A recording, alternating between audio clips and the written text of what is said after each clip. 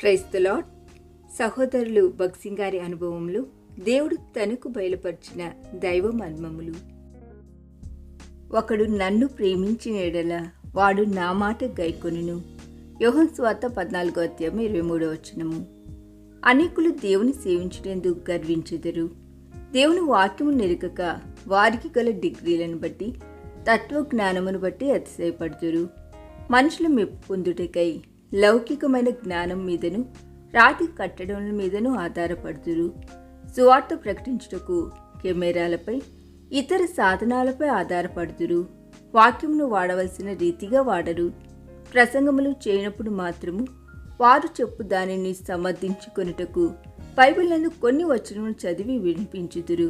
దేవుని వాక్యమునకు విరోధముగా నడుచు ప్రజలెన్నడూ వర్ధిల్లరు.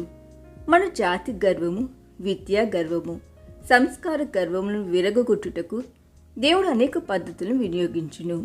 ఆయన శిరసత్వం క్రిందికి వచ్చి ఆయన ఆధిపత్యం అంగీకరించి దీనత్వము, సంపూర్ణ విధేయత కలిగి ఉంటుట ద్వారానే దేవుని గృహమును కట్టగలము.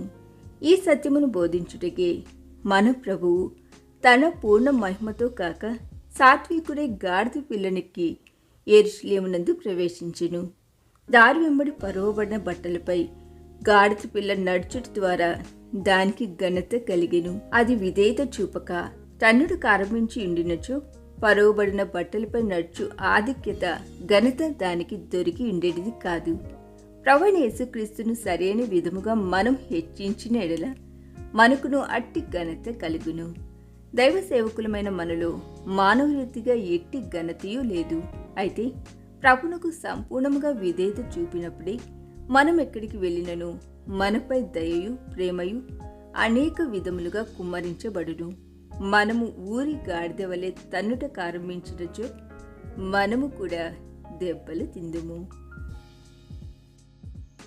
ఈ దిన ధ్యానము మనందరి ఆత్మీయ జీవితమునకు ఆశీర్వాదకరముగా ఉండునుగాక.